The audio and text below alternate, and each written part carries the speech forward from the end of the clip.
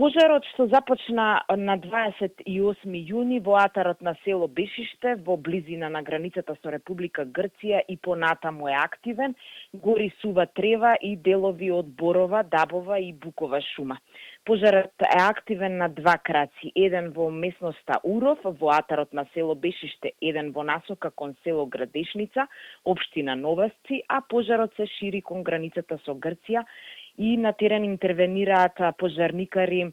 од територијалната противпожарна единица Прилеп, а опожарена е површина од околу 100 хектари со борова, дабова и букова шума. Во врска со пожарот во Скопје во Визбегово, од бригадата за противпожарна заштита на град Скопје известуваат дека пожарот на дивата депонија на улица Визбегово во општина Шуто-Оризари се уште тлее одвнатре, но е ставен под контрола. Поради високите температури кои се очекуваат во наредните денови, значително се зголемува и ризикот од појава на пожари на отворен простор,